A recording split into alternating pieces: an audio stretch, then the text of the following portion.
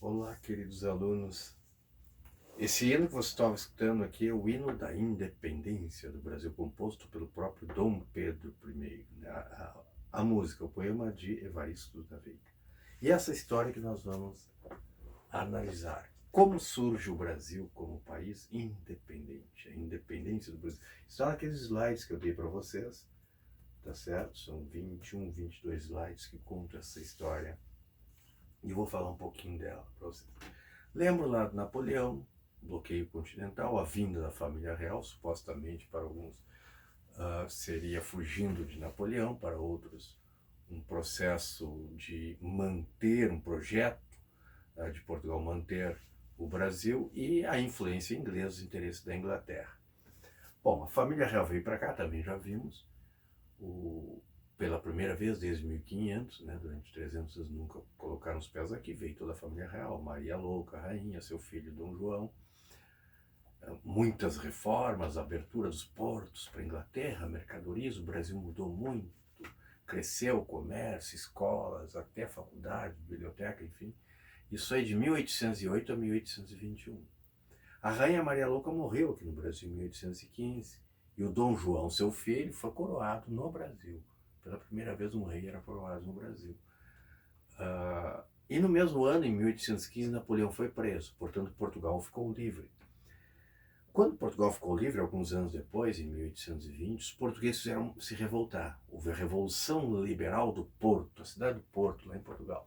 Portugal tem duas grandes cidades mais famosas, que é Lisboa, a capital, e Porto, que fica mais ao norte.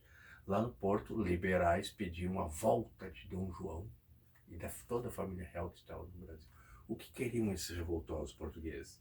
Recolonizar o Brasil, voltar a explorar o Brasil, fechar os portos do Brasil.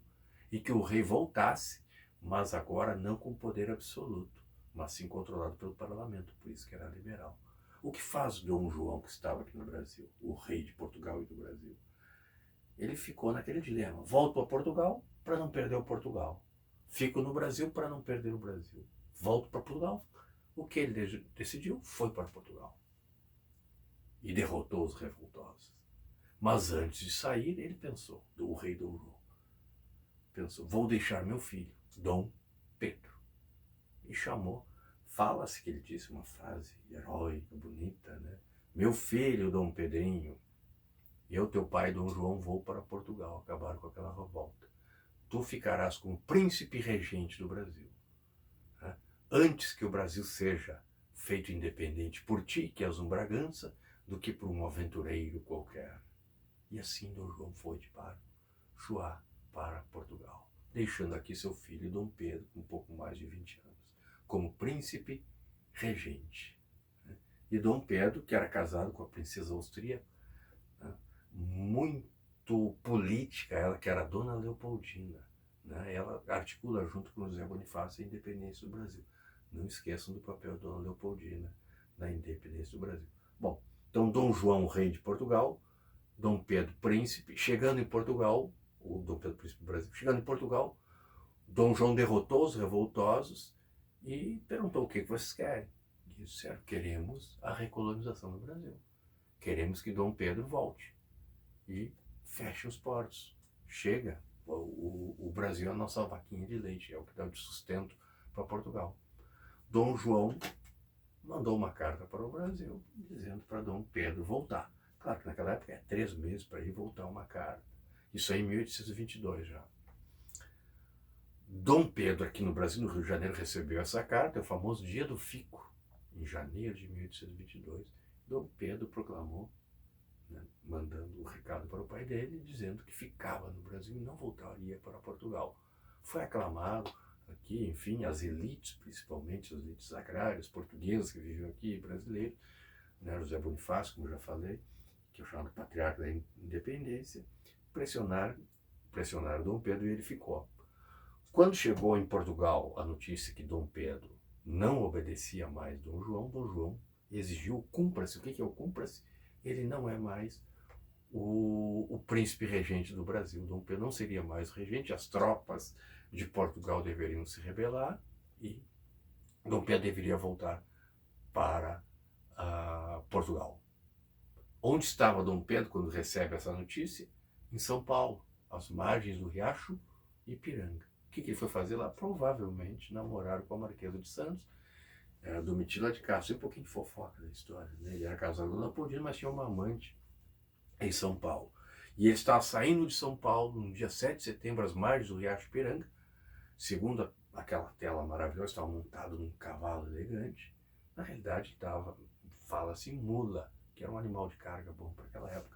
E quando ele recebeu a notícia que o pai dele, em Portugal, exigia o fim da regência dele sobre o Brasil, que ele deveria voltar, ele levantou a espada e gritou o famoso grito do Ipiranga: independência ou morte. É o nascimento do Brasil, 7 de setembro. E aí, o que ele deveria fazer? Vai ser o primeiro governante, Dom Pedro I. Ele vai ser coroado imperador, vai fazer as primeiras leis do Brasil, vai mandar fazer as primeiras leis do Brasil, primeira Constituição. A primeira que fizeram, ele não gostou, chamada Constituição da Mandioca.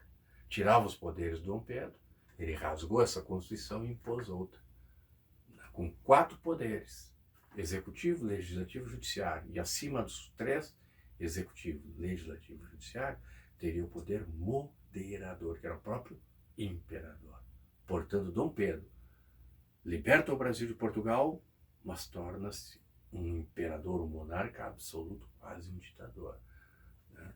E para que Portugal reconhecesse a independência do Brasil, Portugal, Dom João, negócio de filho para pai, Dom João pediu uma indenização e Dom Pedro pagou essa indenização, 2 milhões de libras. Certo? O Brasil, portanto, nasce em 1822, paga uma indenização para Portugal e pai e filho fazem as pazes, Dom Pedro e Dom João. Agora, esse país novo que nasceu, o Brasil, tinha dinheiro? Quantos não tem dinheiro, tu faz o quê? Pede emprestado. Para quem? Para a grande potência da época, a Inglaterra. O Brasil já nasce com uma dívida, 2 milhões de libras. Certo? Os Estados Unidos foi o primeiro país a reconhecer. O presidente James Monroe, né, a América para os americanos, reconheceu a independência e aplaudiu a independência do Brasil. Né? Então o Brasil nasce com uma dívida, com um rei, com um imperador que nasceu em Portugal, com uma elite governante, uma constituição, leis autoritárias que dão um 4º poder para o imperador, poder moderador. O voto era censitário, se votava para senador e deputado. O que quer dizer voto censitário? Pela riqueza. Se não tem dinheiro algum, tu não vota, nem vai ser votado. Como é que se media? Não havia uma moeda ainda, o real, R$1.000, enfim, que estava se formatando. Então eles calculavam a riqueza pela quantidade de mandioca. Por isso que a Constituição anterior é a Constituição da Mandioca. Então é o voto censitário, apenas uma elite que votava, um imperador autoritário, e é claro que isso tornou alguns brasileiros desgostosos. Entre eles, um padre pernambucano, um frei pernambucano, chamado Frei do Amor Divino Caneca, um abolicionista que ajudava os escravos a fugirem, republicano, liberal, conseguiu o apoio em Pernambuco e em parte do Nordeste para fazer uma revolta contra Dom Pedro. E aí aconteceu uma guerra, a Confederação do Equador, que era o pessoal do Frei Caneca, contra o Dom Pedro I. O Brasil tinha exército, muito pouco. O Frei Caneca também não tinha muita coisa lá em Pernambuco, mas tinha o povo ao lado dele, contra o autoritarismo de Dom Pedro. O que faz Dom Pedro? Havia sido criado o Banco do Brasil, em 1815, 1810, se eu não me engano, por Dom João. O Dom Pedro pega o dinheiro do Banco do Brasil e contrata mercenários da Escócia. Compra navios de guerra para derrotar o Frei Caneca. E consegue. Mas o Banco do Brasil vai falir. Então Dom Pedro, autoritário, quebra o Banco do Brasil. Derrotado, Frei Caneca é condenado à morte. O Dom Pedro fica com sangue nas suas mãos, nesse sentido. Frei Caneca é arcabuzado, né? Naquela época se usava arcabuz e não fuzil, por isso não fuzilado.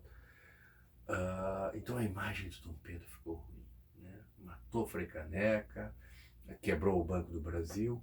E um jornalista no Rio de Janeiro chamado Líbero Badaró tinha um jornal, o Republicano, que ele fazia críticas a Dom Pedro. Esse jornalista um dia aparece morto, assassinado.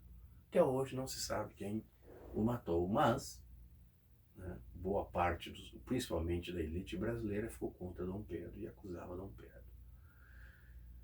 Então, problemas, mais problemas para esse novo país, um banco quebrado, dívidas com a Inglaterra, guerras, sem dinheiro, enfim, país novo. Fez uma bandeira, só olhar a bandeira com as cores de Bragança, o verde, o amarelo, não tem nada a ver com ouro e campos, como se ensinou depois, tem a ver com as cores de Bragança.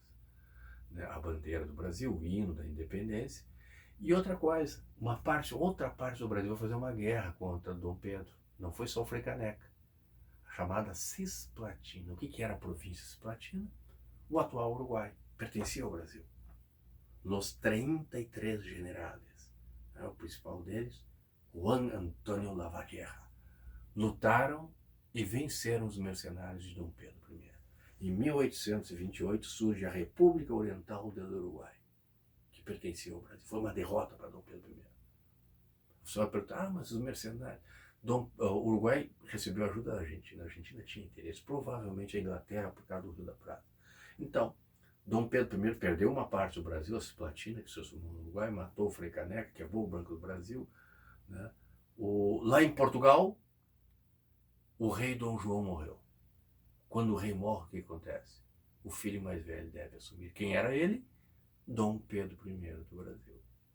Agora, novamente, Dom Pedro poderia ir para Portugal, abandonar, já que a coisa estava ruim aqui no Brasil, abandonar o Brasil, o qual ele havia libertado, e se tornar rei de Portugal. E ele decidiu isso? Sim. Dom Pedro I, aquele que libertou o Brasil, gritou no Ipiranga, foi embora. Teve a noite das garrafadas, uma briga entre portugueses e brasileiros no Rio de Janeiro. Os brasileiros gritavam fora Dom Pedro, os portugueses fica Dom Pedro, jogavam garrafas, os portugueses, os brasileiros. Dom Pedro, pressionado, abdica o trono do Brasil. Mas ele queria mesmo largar o Brasil ou queria uma monarquia dual? Um rei, dois países. O que faz Dom Pedro I? Abdica o trono e quem vai governar? O filho dele, Dom Pedro II. Este sim, brasileiro, com apenas 5 anos de idade, recebe um presente, o trono do Brasil. Essa é a nossa próxima